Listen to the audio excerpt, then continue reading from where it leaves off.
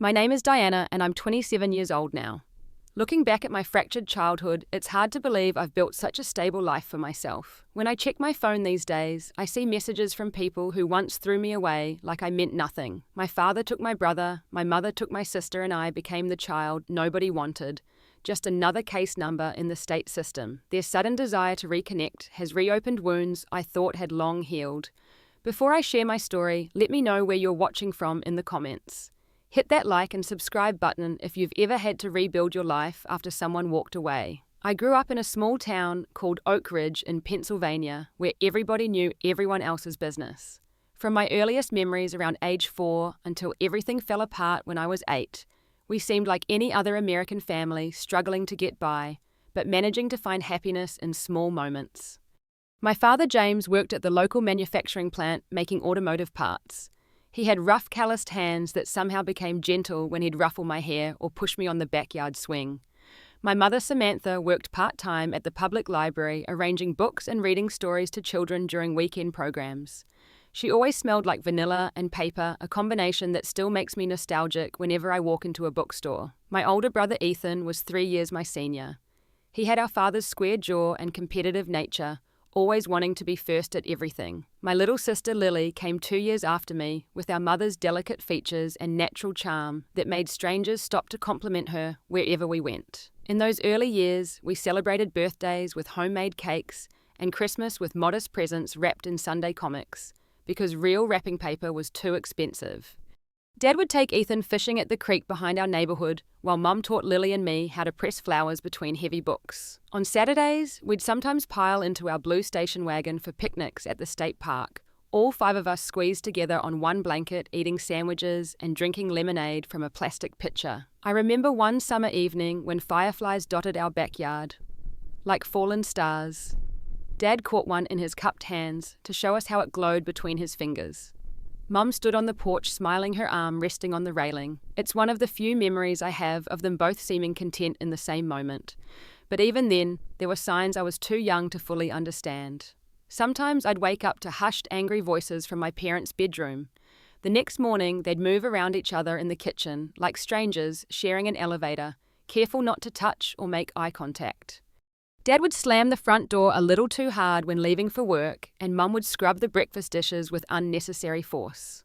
Everything changed when I was 7, and the manufacturing plant announced layoffs. Dad came home early that day, his lunch pail still full, and sat at the kitchen table staring at nothing, while Mum hovered nearby, her questions met with stony silence. His severance package wouldn't last long, and though he tried finding work elsewhere, nothing paid nearly what he'd been making. As months passed, Mum took on more hours at the library and even started cleaning houses for extra money. I'd overhear her on the phone with her sister, complaining about Dad not trying hard enough, about feeling like she was carrying the entire family.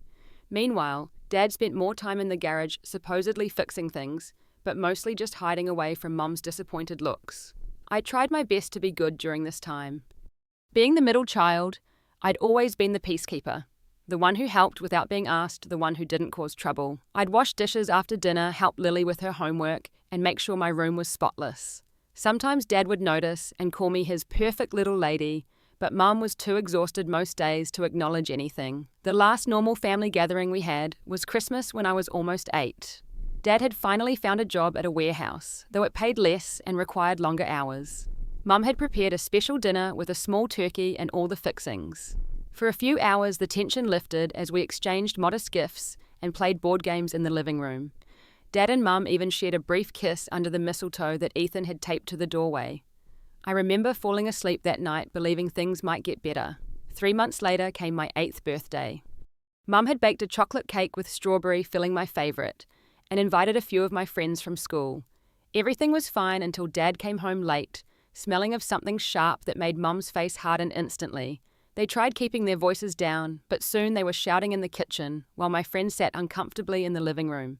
Mrs. Peterson, our neighbour, who had brought her daughter to the party, ended up taking all the kids home early. I blew out my candles alone that night, wishing for something I couldn't even name. The fights became a near-daily occurrence after my ruined birthday party. Dad would come home later and later, sometimes not until after we were all in bed.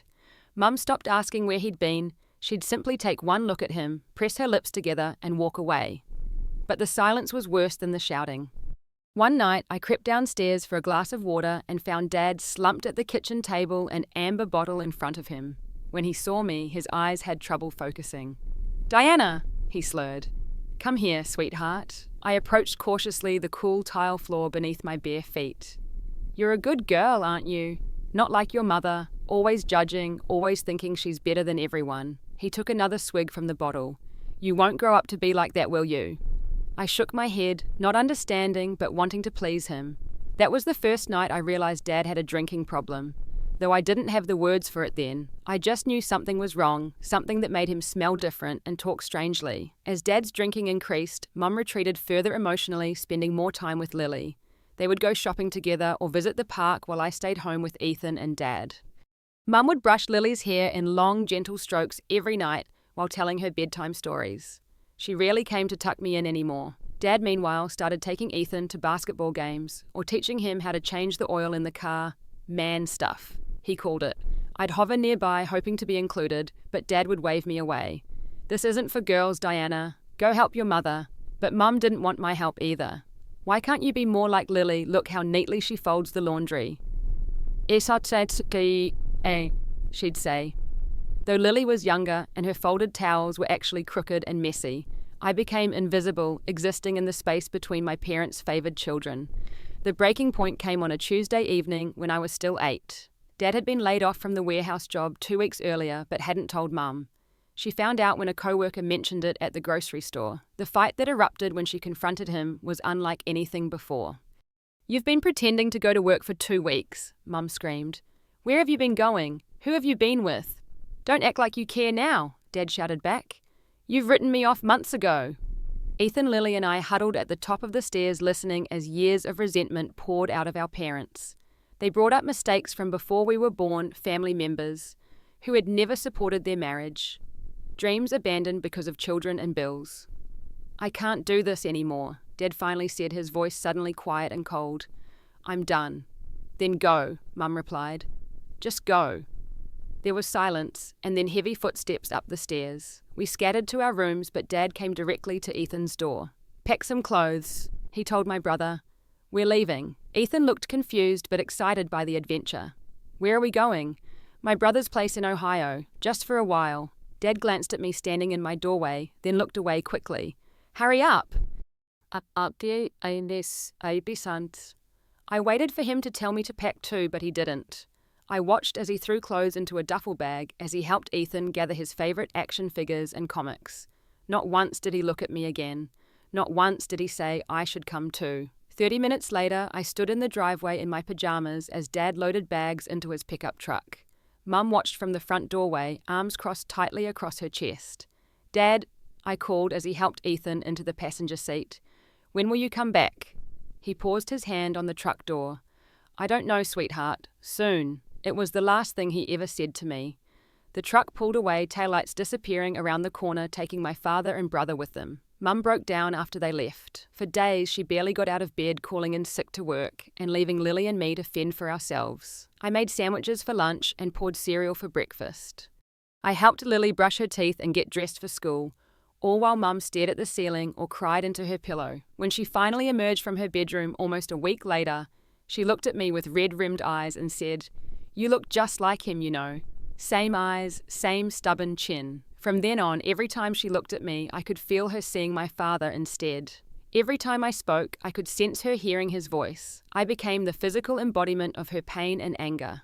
2 weeks after Dad and Ethan left, Mum met Ryan at the library. He started coming around the house bringing takeout food and making Mum laugh for the first time in weeks. He was tall with a perfectly trimmed beard and expensive-looking clothes. He drove a shiny black car and wore a watch that gleamed under the lights. Ryan was nice to Lily, bringing her little gifts and letting her sit on his lap while they watched TV, but he barely acknowledged me. When I tried to join conversations, he'd talk over me or change the subject. Sometimes I'd catch him looking at me with narrowed eyes, like I was a problem he was trying to solve. One night, I overheard him talking to Mom in the kitchen. "Samantha, I've got that job offer in California. It's perfect, great salary benefits, everything we talked about." "California," Mum's voice was hesitant. "That's so far away. It's exactly what we need, a fresh start, away from all this." There was a pause. You and Lily would love it there. The weather, the beaches. And Diana, Mum asked quietly. Another long pause. Look, I'm being honest here. I'm not ready to take on someone else's kids. Lily's younger, she's adaptable, and frankly, she's easier. Diana, she's his daughter in every way. The way she watches everything, judges everything. She's my daughter too, Mum said, but her voice lacked conviction. Is she really? Because when you look at her, who do you see? Mum didn't answer, and her silence broke something inside me that would never fully heal. 3 days later, Mum sat me down at the kitchen table while Ryan waited in the car outside, with Lily already buckled into the back seat. Diana, I need you to be a big girl now, Mum said, not quite meeting my eyes. Ryan, Lily and I are going to California for a while, for a fresh start. When are we leaving? I asked, though I already knew the answer. Not we, honey, just For now, you'll stay with Aunt Judith. Aunt Judith wasn't really my aunt, just an elderly neighbour who sometimes watched us after school. For how long? Just until we get settled, then I'll send for you, I promise. She hugged me quickly, her body stiff. As she walked to the door, she turned back once. There's food in the fridge. Aunt Judith will check on you this evening. Be good. That was the last time I saw my mother for nearly 2 decades. Aunt Judith did check on me that evening and the next morning. On the 3rd day, she found me still waiting patiently, convinced Mum would call or return. When no call came by the 5th day, Aunt Judith finally contacted social services. The poor child's been abandoned, I heard her tell the woman who came to the house. Both parents just up and left her. What kind of monsters do such a thing? What kind indeed, I thought as I was led to a car with my few belongings stuffed into my school backpack. What kind of monsters and what kind of child deserves such abandonment? My first foster home was with the Millers, a couple who took in foster children primarily for the stipend it provided. They had 2 biological children and 3 other foster kids crammed into a 4-bedroom house in a rundown neighbourhood 20 miles from my hometown. Mrs. Miller assigned chores with military precision, and Mr. Miller barely acknowledged any of us except to yell when we were too loud during his favourite TV shows. My bedroom was shared with 2 other girls, Tamika, who had been in the system since infancy, and Zoe, whose mother was in prison. We slept on bunk beds with thin mattresses and scratchy blankets that smelled faintly of the children who had used them before us. Don't get comfortable, Tamika advised me my first night there. No one stays anywhere for long in the system. I didn't believe her. I was still convinced Mum would call any day that she would send for me, as promised once they were settled in California. Every time the phone rang, I would hover nearby, heart-pounding, certain it would be for me. It never was. During those first few months, I wrote letters to Ethan and Lily every week. My social worker, Ms. Parker, a tired-looking woman with kind eyes and perpetually frizzy hair, promised to try finding addresses to send them. Whether she truly tried or simply humoured me, I'll never know. None of my letters received replies. The reality of my situation hit me one rainy afternoon about 4 months after being placed with the Millers. I was sitting at the kitchen table doing homework when Mrs. Miller answered the phone. After a brief conversation, she glanced at me with an expression I couldn't read. Diana, that was your social worker. Your mother has formally requested to terminate her parental rights. Do you understand what that means? I nodded slowly, though I didn't fully comprehend the legal implications.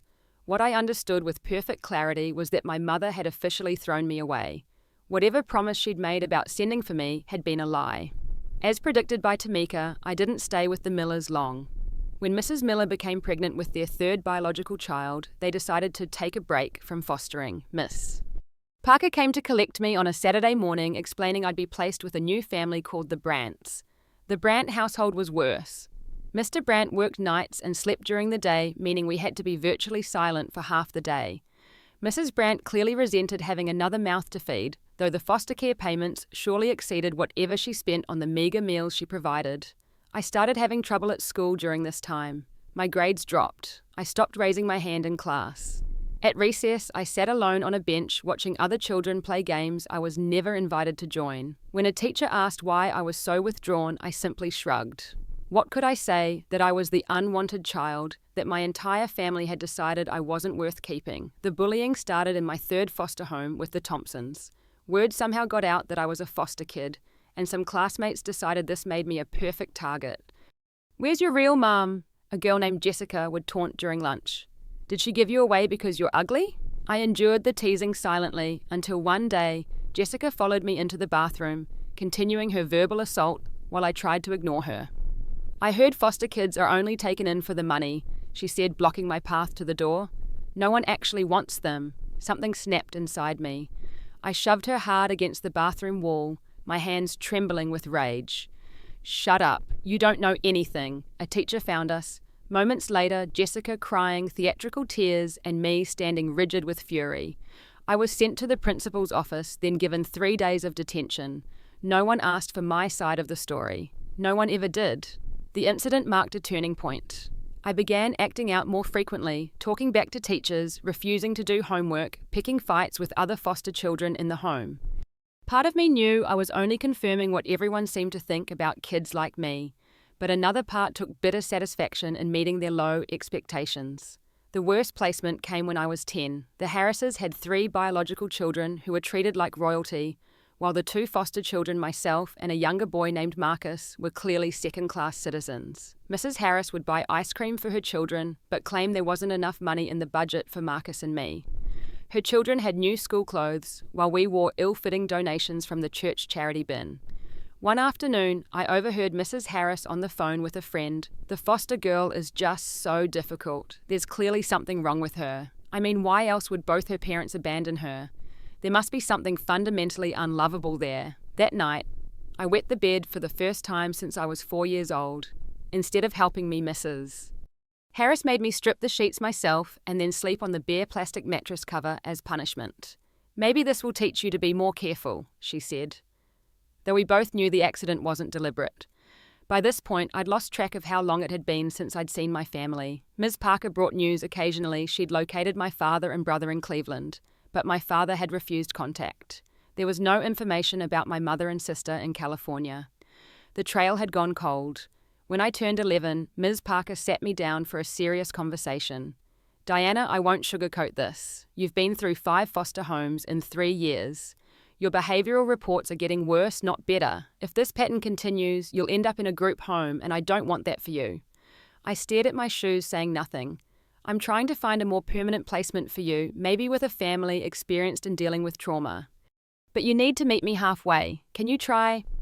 I nodded, not because I believed anything would change, but because Ms. Parker was one of the few adults who seemed to actually see me as a person, rather than a problem to solve, or a check to cash. 2 weeks later, I was moved to yet another foster home, convinced it would be just another stop in an endless journey of temporary beds and provisional families.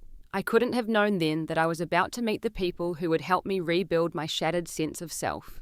The Johnson house looked different from my previous foster homes.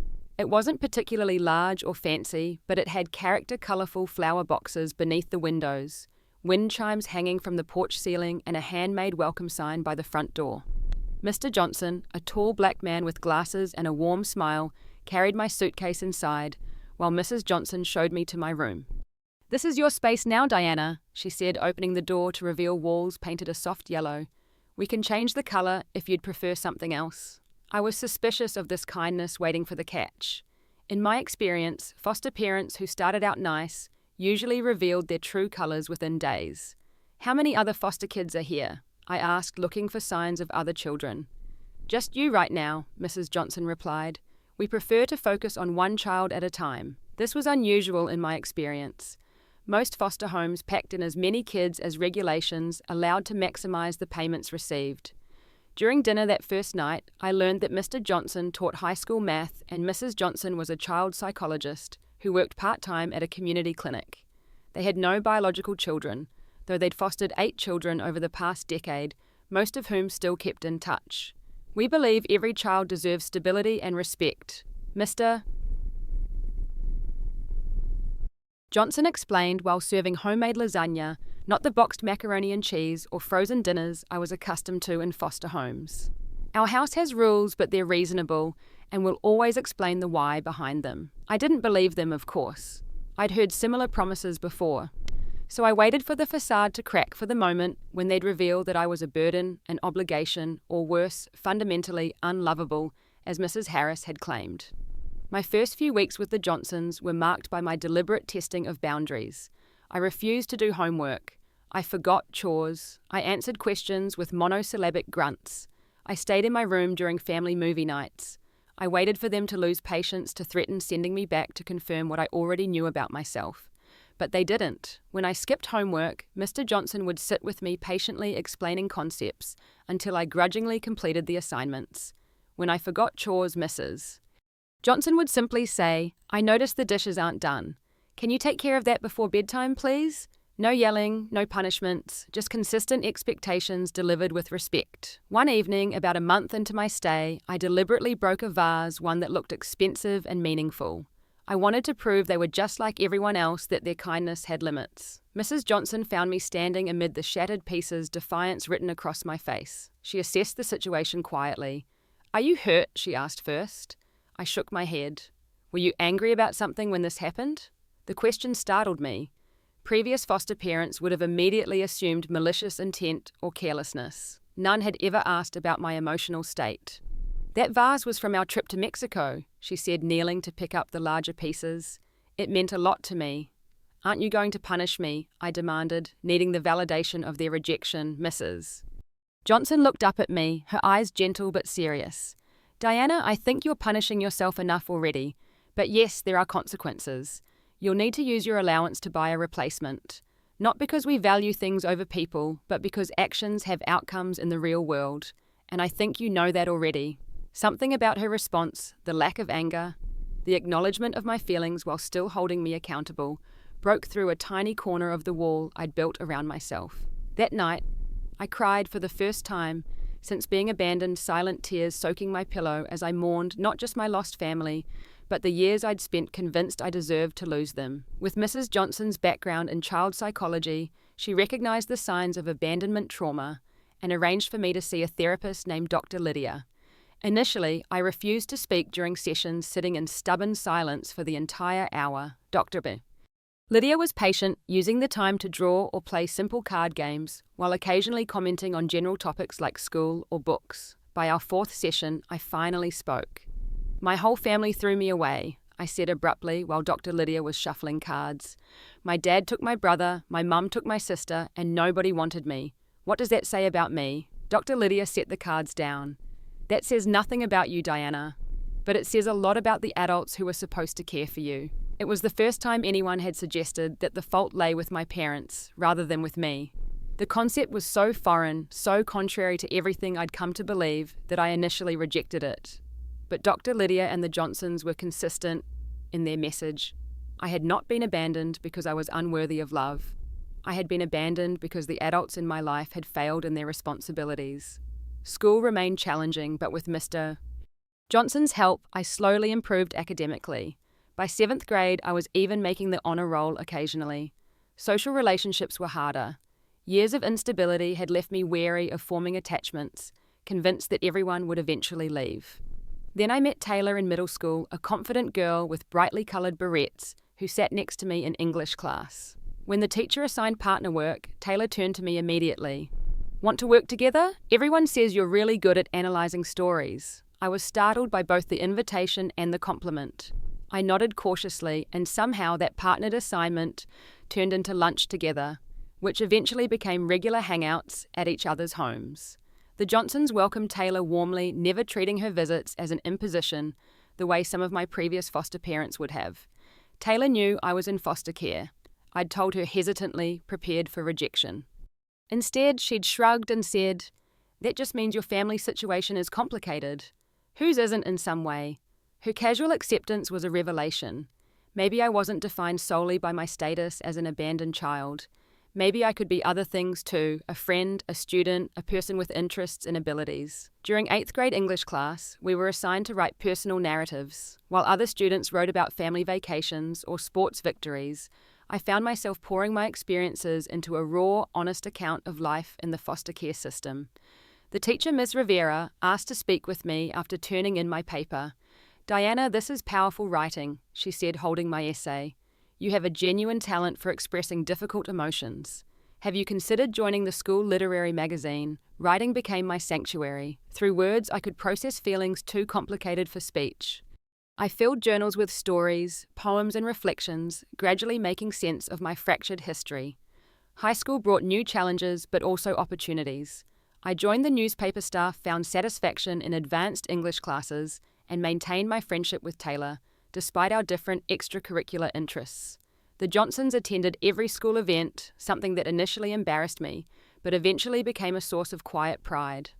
They were there for parent-teacher conferences, for the school play, where I worked backstage for the awards ceremony, when I received recognition for an essay contest. During my sophomore year, a history assignment required researching our family heritage. The project sent me into an emotional tailspin. While other students interviewed grandparents or examined family heirlooms, I had nothing, no family photos, no ancestral stories, not even certainty about where my parents currently lived. Mrs. Johnson found me crying in my room surrounded by blank worksheets. "I can't do this project," I sobbed. "I don't have a family history." She sat beside me on the bed. "You do have a history, Diana. It's complicated and painful in parts, but it's yours. And if you're comfortable, Robert and I would be honoured to help you piece together what we can." With their help and Ms. Parker's assistance, I managed to create a modified project tracing what little I knew of my biological family and expanding to include the various influences that had shaped me, including the Johnsons' Taylor's family, and even the positive aspects of previous foster homes. My teacher granted flexibility on the requirements, and though the final project was unconventional, it earned an A. When I turned 16, the Johnsons broached a subject that caught me completely off guard. "Diana," Mr. Johnson said during a special dinner they'd prepared, "Mrs. Johnson and I have been talking. You've been with us for 4 years now, and in that time you've become incredibly important to us." Mrs. Johnson reached for his hand before continuing.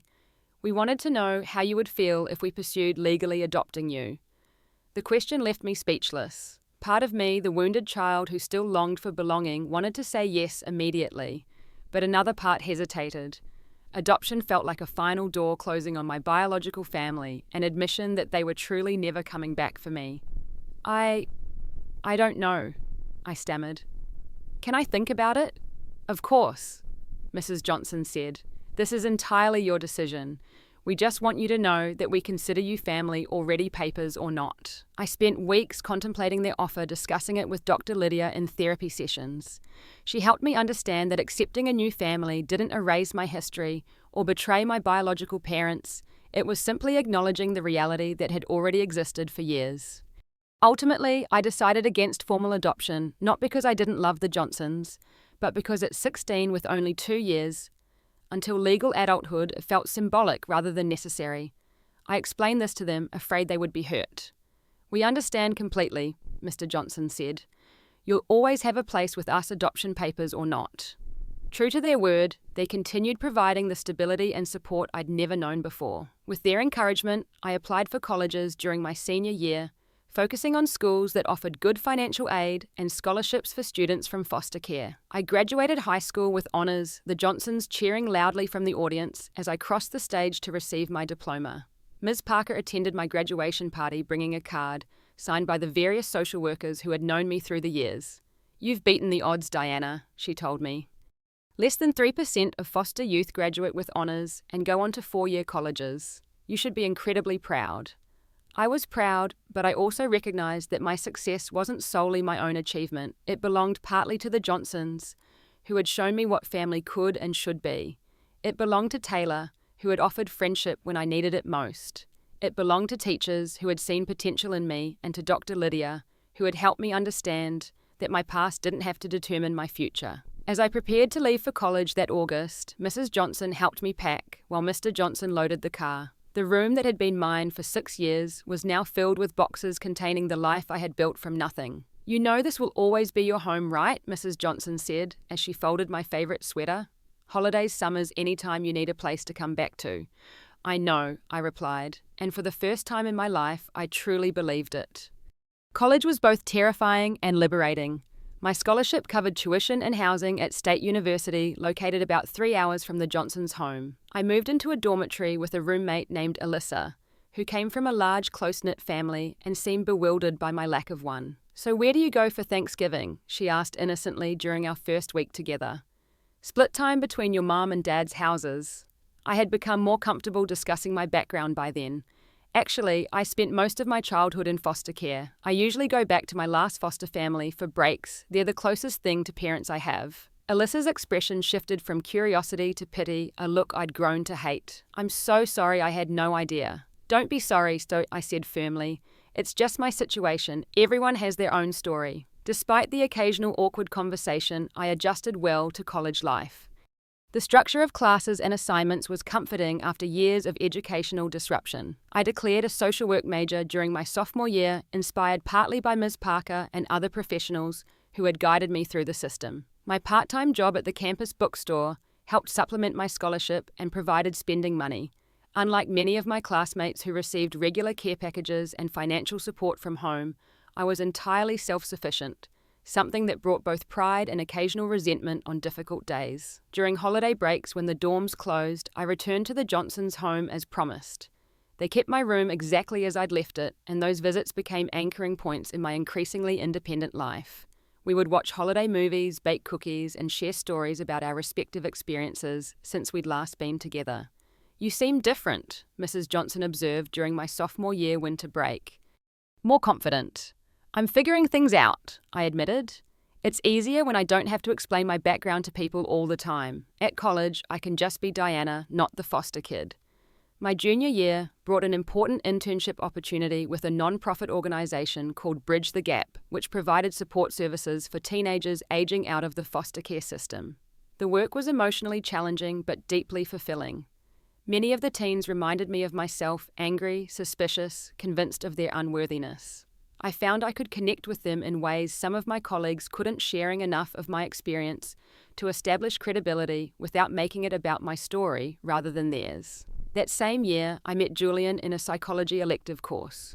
Tall with thoughtful brown eyes and a quick smile, he asked intelligent questions in class and often stayed afterward to continue discussions with the professor. We became study partners, then friends, and eventually began dating.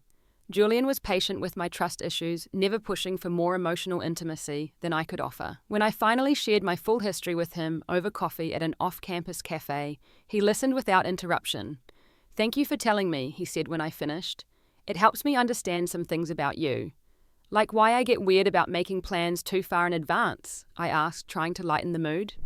He reached across the table to take my hand. "Like why you're so strong, and why you sometimes pull away when things get too comfortable." I get it now. The relationship with Julian taught me important lessons about vulnerability and trust. Though we ultimately parted ways before graduation, he was headed to graduate school across the country, and neither of us wanted a long-distance relationship. The experience showed me I was capable of forming meaningful connections despite my fears of abandonment. Senior year brought job applications and interviews. With my internship experience and strong academic record, I received several offers. I chose a position with a non-profit focused on advocating for foster care reform located in a city about an hour from the Johnsons. The salary was modest, but the work aligned perfectly with my passion for improving the system that had shaped me. Graduation day was emotional. The Johnsons, Taylor and her parents, and even Ms. Parker came to watch me receive my degree. As I moved the tassel from one side of my cap to the other, I caught Mrs. Johnson wiping tears from her eyes. They had witnessed my transformation from an angry, wounded child to a college graduate with purpose and direction. With my first real paycheck, I rented a small one-bedroom apartment near my new workplace. It was nothing fancy, just a basic unit in a decent neighborhood with enough space for the few possessions I'd accumulated. But it was mine, paid for by my own efforts. The day I signed the lease, I stood alone in the empty living room, keys in hand, overwhelmed by what I'd accomplished. I called the Johnsons that evening. "I did it. I have my own place." "We're so proud of you, Diana," Mr. Johnson said. "But remember, our door is always open." "I know," I replied, smiling into the phone. "But it feels good to have my own door too." The first few years of adult independence were challenging but rewarding. My work advocating for foster youth gave purpose to my painful history.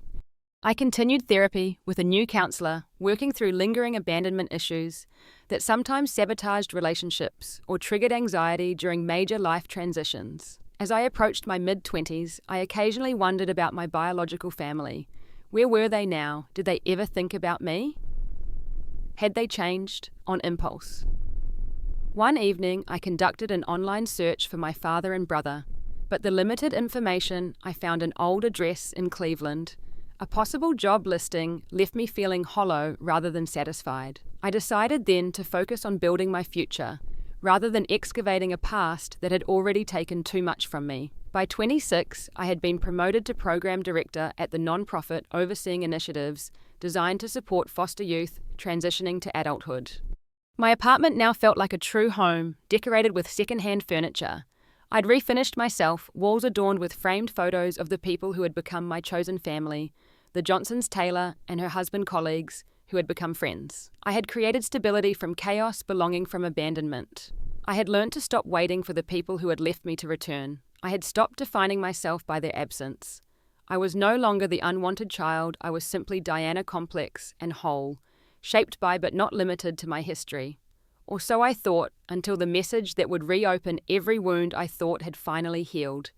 The Facebook notification appeared on a random Tuesday evening as I was unwinding after work with a cup of tea and a novel. A message from an unfamiliar profile. I almost ignored it until I saw the name Ethan Coleman. My brother. My hand trembled as I clicked on the notification. The profile picture showed a man in his early 30s with familiar eyes, our father's eyes, and a cautious smile. The message was brief. Diana, I don't know if you remember me, but I'm your brother. I've been trying to find you for years. Dad got sober 5 years ago, and part of his recovery has been attempting to make amends. We'd both like to reconnect if you're open to it. No pressure. Just thought you should know we're thinking about you. Hope you're doing well. I stared at the screen until my tea went cold, emotions colliding inside me like storm fronts. Curiosity, rage, longing, suspicion. After 15 years of silence, they wanted to reconnect. After leaving me like unwanted baggage, they were thinking about me. I closed the laptop without responding and called Taylor, my hands still shaking. My brother just found me online, I said when she answered. He wants to reconnect, him and my father both. Wow, Taylor replied after a pause. That's a lot. How do you feel about it? I don't know, angry, confused. Part of me wants to tell them to go to hell, and part of me wants to know what happened after they left, why they never came back for me. Whatever you decide, I'm here for you, she assured me. Just take your time. I did take my time. For a week, I left the message unanswered while processing my feelings with my therapist. Dr. Weston helped me explore the various outcomes of responding or not responding, the emotional risks involved, and my own needs and boundaries. There's no right answer here, Diana, she said. The question is, what will bring you peace engaging with them on your terms or maintaining the distance that's protected you? Before I could decide, another message arrived, this one from Lily, my younger sister. Her profile showed a pretty young woman with our mother's delicate features and a toddler on her hip. Diana, it's your sister Lily. Ethan found me last year and he told me he reached out to you. I don't know if you remember me. I was only 6 when Mum took me to California. I want you to know I never forgot you. Mum has been asking about you too. She's divorced now and back on the East Coast. I understand if you don't want contact with any of us, but I thought you deserved to know we're all thinking about you. 2 messages. 2 siblings, both mentioning parents who had thrown me away, now supposedly thinking about me. The timing felt suspicious, almost coordinated. Why now after all these years? What did they want from me? Financial help, a kidney, forgiveness they hadn't earned. The anxiety I thought I'd conquered returned with a vengeance. I began having trouble sleeping, jolting awake from dreams where I was a child again, alone in an empty house waiting for someone to return. My concentration at work suffered as I mentally composed and discarded responses to my siblings' messages. During a particularly difficult week, I was assigned a case at work involving a potential family reunification. A mother who had lost custody of her children due to substance abuse had completed treatment and wanted to rebuild relationships with the teenagers who had spent years in foster care. The parallels to my own situation were impossible to ignore. What do you think, Diana, sir? My supervisor asked during a case review meeting. Is this mother's request for contact in the best interest of the children? I hesitated, conscious of my own biases colouring my professional judgment. I think carefully supervised contact with clear boundaries might be appropriate, but the children's feelings have to be the priority here. They need to set the pace and terms of any reconnection. My supervisor nodded approvingly. Exactly right. The parent has to earn back trust at the child's comfort level, not demand it on their timeline. The insight struck me with unexpected force. If I did respond to my siblings, it would be on my terms at my comfort level. I didn't owe them immediate forgiveness or an instant reunion. I could establish boundaries that protected my hard-won emotional stability. That evening, I called the Johnsons to discuss the situation. They had been my true parents in all the ways that mattered, and I valued their perspective. "We'll support whatever you decide," Mrs. Johnson said after I explained. "But remember that you're not that helpless 8-year-old anymore. You're a strong, accomplished woman with the power to control this interaction. What if seeing them reopens all those old wounds?" I asked, voicing my deepest fear. "Some wounds need to be reopened to heal properly," Mr. Johnson replied gently. "But this time, you have us and many others in your corner. You're not facing this alone." With their encouragement and my therapist's guidance, I finally crafted brief, neutral responses to both siblings. To Ethan, I wrote, "Thank you for reaching out. It's been a long time and I've built a life I'm proud of. I'm cautiously open to learning more about your life since we last saw each other, but I need to take this slowly. Could you tell me more about where you've been all these years?" To Lily, I sent something similar, asking basic questions about her life and mentioning that I was still processing the idea of reconnecting with our mother. Ethan responded within hours, clearly eager to establish contact. He provided his phone number and suggested a call whenever I felt comfortable. Lily's response came the next day, equally enthusiastic, but less pressing, offering to share pictures of her life and her daughter. After another consultation with Dr. Weston, I decided to call Ethan first. My brother had been 11 when he left with our father, old enough to have some agency, but still a child following a parent's lead. I reasoned he deserved a chance to explain his perspective. The phone rang 3 times before he answered with a tentative, "Hello? Ethan, it's Diana." "Diana." He breathed my name like a prayer. "I can't believe it's really you." His voice was deeper than I remembered, but with familiar inflections that transported me instantly back to childhood. We spoke awkwardly at first, exchanging basic information about our current lives, his job in construction management, my work in social services. Then he began filling in the 15-year gap. "After Dad took me to Uncle Robert's in Ohio, things were rough," he explained. "Dad was drinking heavily, working sporadically. We moved a lot, staying with different relatives or Dad's friends when we wore out our welcome. I changed schools 6 times in 2 years. Did he ever try to find me?" I couldn't help asking. A painful pause. "Not then, no. He was barely keeping himself together. When I asked about you or Mum or Lily, he'd either get angry or just shut down completely. By the time I was a teenager, I'd stopped asking." As Ethan continued his story, I learnt that our father had hit rock bottom when Ethan was 16, losing yet another job and nearly dying in a car accident while intoxicated. The incident had finally pushed him into rehab, where he stayed sober for almost a year before relapsing. The cycle of recovery and relapse continued for years. It wasn't until I was in my 20s and married with my own kid on the way that Dad finally got serious about recovery, Ethan said. He's been sober for 5 years now. Part of his 12-step program involves making amends, which is why he started asking about finding you. And Mom Lily mentioned she's divorced and back east. Yeah, about 4 years ago, Ryan, the guy she left with, turned out to be controlling and verbally abusive. The relationship lasted longer than it should have, according to Lily. Mum finally left him when Lily went to college. The conversation lasted nearly 2 hours. By the end, I had a clearer picture of the chaos that had followed both sides of my fractured family. Nothing that excused their abandonment, but context that helped me understand it wasn't simply about me being unworthy of love.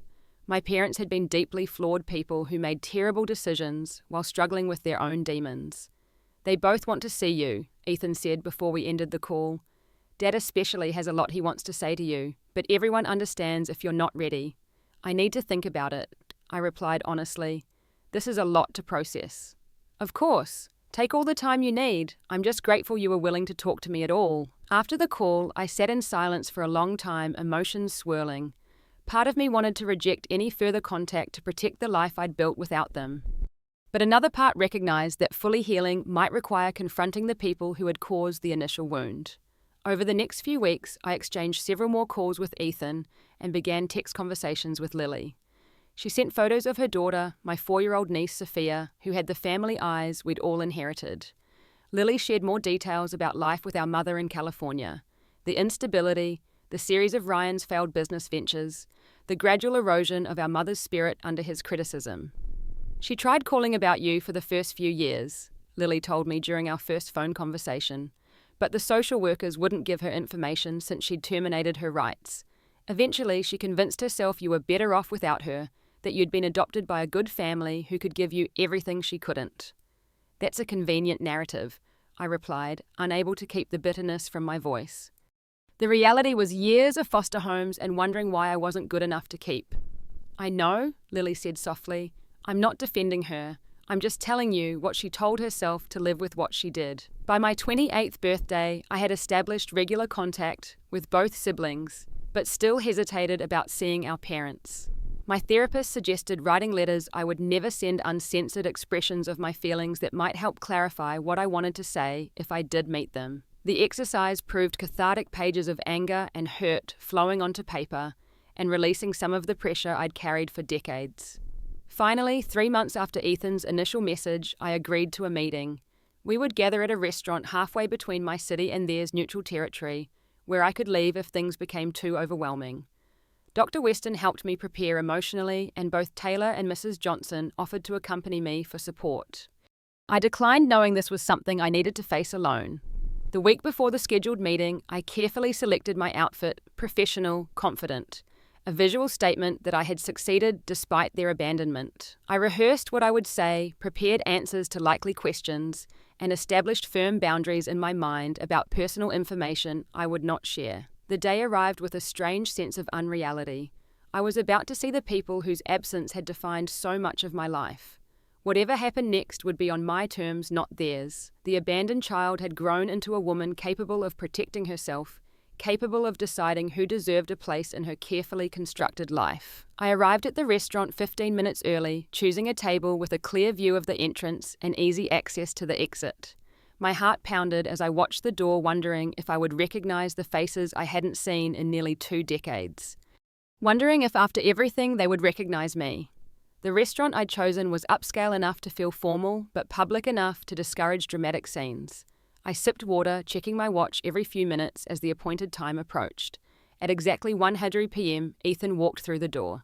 Though we'd video chatted briefly, seeing him in person was different. At 33, he carried himself with a confidence I didn't remember from childhood, though I could still see traces of the boy I'd known in his smile, and the way he ran his hand through his hair, a nervous gesture he'd had since we were kids. "Diana," he said, approaching the table. He hesitated, clearly unsure whether a hug would be welcome. I stood but maintained my distance, extending a hand instead. He shook it, understanding my need for physical boundaries. "It's really good to see you," he said, taking the seat across from me. "You look different than I expected," I replied, studying his face. "But also the same. I could say the same about you," he smiled. "You look like Mum around the eyes, but you have Dad's expression when you're thinking hard." The comparison to our parents made me tense slightly. I didn't want to be reminded of my resemblance to people who had abandoned me. Lily arrived 5 minutes later, apologizing for the delay. She was shorter than I remembered, with a stylish haircut and designer clothes markers of the more privileged upbringing she'd had in California, despite the family dysfunction. She was less cautious than Ethan, moving as if to hug me, before registering my body language and pivoting to a warm handshake. "This is surreal," she said, taking the seat beside Ethan. "I've thought about this moment for years." "Have you?" I couldn't help asking. "Because there were many years when I never heard from either of you." An awkward silence fell. Ethan cleared his throat. "That's fair, more than fair. We owe you a lifetime of explanations." We ordered lunch, the mundane interaction with the waiter providing a brief reprieve from the emotional tension. As we waited for our food, Ethan and Lily shared more details about their lives after our family split. Ethan's stories confirmed what he'd told me on the phone: years of instability with our father, multiple schools, the shame of poverty, and the burden of trying to manage a parent who should have been caring for him. Lily's experience had been materially better, but emotionally damaging in different ways. Ryan had provided financially, but wielded psychological control over both her and our mother. She described isolated birthdays in expensive houses, designer clothes, bought to keep up appearances, and the constant fear of triggering Ryan's disapproval. "Mum tried her best," Lily said, picking at her salad, "but she was so beaten down by him. He'd remind her constantly that she was lucky he took her in, that no one else would want a woman with her baggage. And yet she chose him over her own daughter," I replied, my voice steadier than I felt. "She left me behind because he didn't want me." Lily looked down. "I know, I was too young to understand then. By the time I was old enough to really question it, She had convinced herself you were better off, that you'd been adopted by a loving family. I wasn't, I said flatly. I spent 10 years in the foster care system. 8 different homes, some decent, some horrible. I aged out at 18. The silence that followed was heavy with the weight of what my family hadn't known or had chosen not to know about my life after they left. I'm sorry, Ethan said finally, his voice thick. I'm so sorry, Diana. We should have found you sooner. I took a sip of water, trying to maintain my composure. This meeting wasn't about making them feel better about what they'd done or failed to do. It was about me finally having the chance to speak my truth to the people who needed to hear it. When are Mum and Dad arriving? I asked, changing the subject. Ethan checked his phone. They should be here any minute. They came together, but they're not back together or anything. Just carpooling. The idea of my parents in the same car after everything seemed absurd. But I nodded, as if this made perfect sense. We made awkward small talk about Lily's daughter and Ethan's job until the restaurant door opened again. They entered together, 2 people who looked simultaneously like strangers and like the most familiar faces in the world. My father had gone completely grey, his tall frame slightly stooped, his once imposing presence diminished by age and hard living. My mother appeared smaller than in my memories. Her hair dyed a reddish-brown fine lines around her eyes and mouth, the only indicators of the years that had passed. They spotted our table, and I watched a series of emotions cross their faces: anxiety, hope, shock at seeing the adult I had become. I remained seated, forcing them to approach me, rather than rushing to greet them. This small act of making them come to me felt symbolically important. Diana, my father said, his voice cracking. My God, you're beautiful. My mother stood slightly behind him, her hands clutched tightly together. You look wonderful, she added, her voice higher than I remembered. So grown up and successful, I gestured to the empty chairs. Please sit. They settled awkwardly, my father directly across from me, my mother diagonal. Neither seemed to know what to say now that the moment had arrived. I let the silence stretch, refusing to make this easier for them. Finally, my father spoke. I don't know where to start, Diana, except to say that I failed you completely as a father. What I did was unforgivable. What you did, I repeated, meeting his gaze directly, was take my brother and leave me behind like unwanted baggage.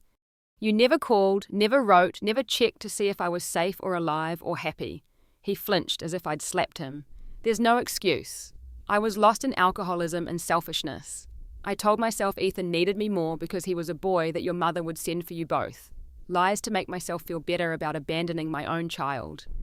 And you, I said, turning to my mother, you chose a man you barely knew over your own daughter. You promised to send for me and then terminated your parental rights instead. My mother's eyes filled with tears. Ryan convinced me it was temporary at first, that once we were settled we'd bring you out too.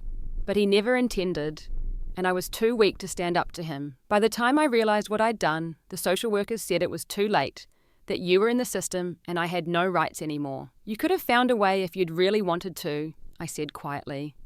There's always a way for parents who truly want their children. You're right, she admitted, a tear spilling down her cheek.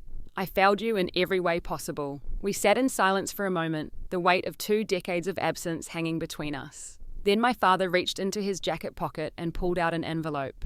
This doesn't change anything, he said, sliding it across the table. But I want you to know I've been saving for you since I got sober. It's not much, but it's something tangible to show that you've been on my mind. I left the envelope untouched. I don't want your money.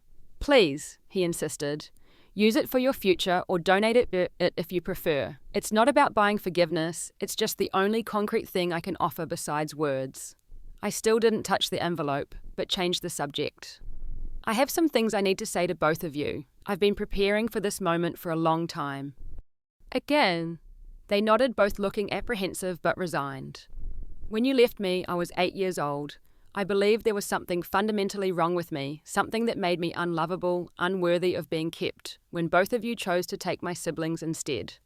That belief shaped everything about me for years. In foster homes, I expected rejection. At school, I pushed people away before they could abandon me. I spent my childhood wondering what Ethan and Lily had that I didn't. My voice remained steady as I continued. I was placed in 8 different foster homes. Some were decent, some were neglectful, one was actively cruel. I watched other children get adopted while I remained in the system. I was told repeatedly that older children are harder to place, that my behavioral issues made me less desirable to potential families. I described some of what I'd endured: the Harrises' preferential treatment of their biological children, the bullying at school for being a foster kid, the constant displacement and disruption every time I had to move to a new home.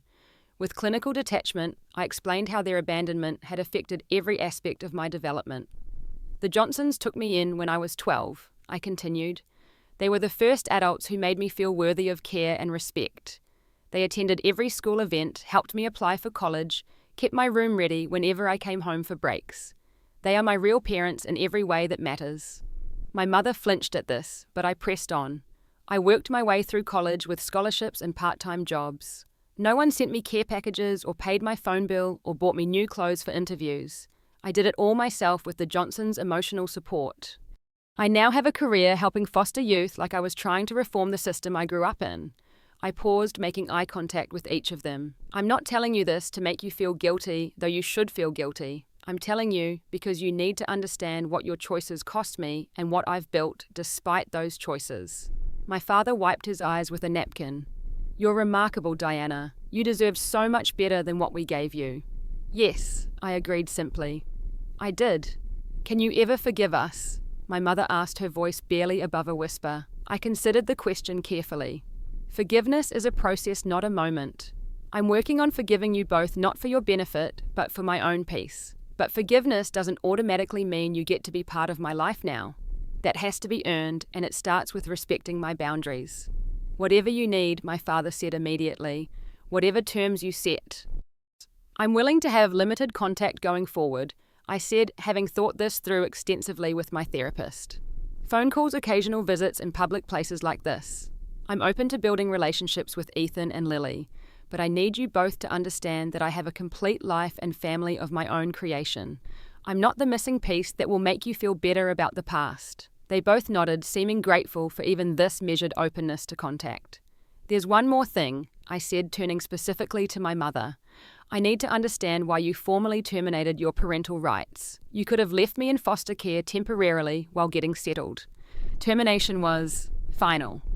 My mother's face crumpled. Ryan insisted, she said, her voice breaking.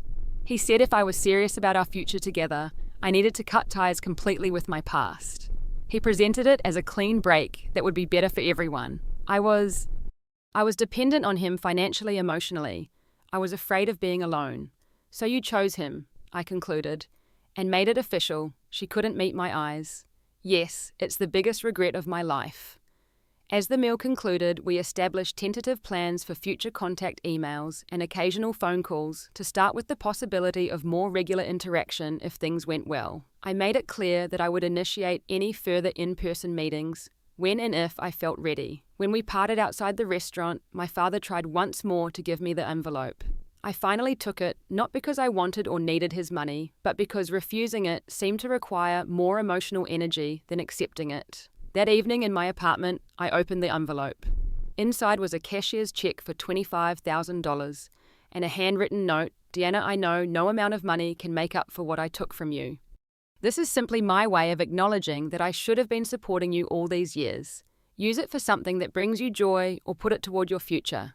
It's given with no strings attached. I am more sorry than words can express. Dad. I looked at the check for a long time, considering what to do with it. Finally, I made a decision that felt right. I would use half to establish a scholarship fund for foster youth aging out of the system, and the other half to take the Johnsons on the European vacation they had always dreamed of but could never afford. The next day, I returned the check with a note of my own. I appreciate the gesture, but what I needed from you was never financial. I've decided to donate this money to a scholarship fund for foster youth. I think we both know that's a better use for it than trying to retroactively provide what can't be bought, a present father. Diana. In the weeks that followed, I maintained the boundaries I'd established. I spoke with Ethan and Lily regularly, gradually rebuilding relationships with the siblings who had been taken from me. My contact with my parents was more limited, occasional emails, brief phone calls on holidays.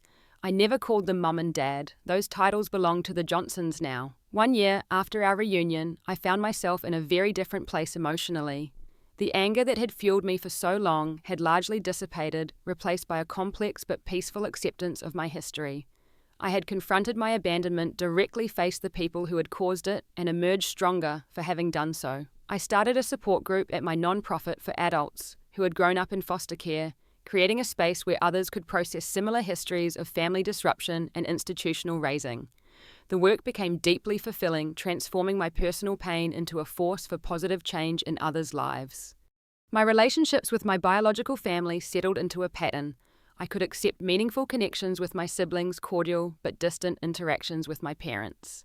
I never fully trusted them, never relied on them emotionally, but I no longer carried the burning resentment that had once defined my feelings about them. The greatest gift of the reunion was the final shedding of the belief that had haunted me since childhood, that I had been abandoned because I was somehow inherently unworthy of love. I came to understand that my parents' choices reflected their own brokenness, not my value as a person. On my 30th birthday, I hosted a celebration at my apartment, inviting the people who had become my true family, the Johnsons, Taylor, and her husband, close friends from work, and my siblings Ethan and Lily. Looking around at these gathered faces, some who had known me at my lowest points, others who had entered my life after I'd already begun to heal, I felt a profound sense of having created something beautiful from abandonment's ashes. The unwanted child had built her own belonging. The abandoned girl had discovered her own worth. And in doing so, I had finally become free, not from the past, but from its power to define me. Life isn't about the family you're born into, but the family you create through blood when possible, through choice when necessary, and through love always. My journey taught me that family isn't just who stays when others leave. Sometimes it's who arrives when you've already learned to stand alone. What's your experience with family relationships? Have you ever had to establish boundaries with people from your past? Let me know in the comments. And if my story resonated with you, please like, subscribe, and share. Thank you for listening to my journey from abandonment to self-creation. Remember that your worth isn't determined by those who couldn't see it, but by the truth you know about yourself.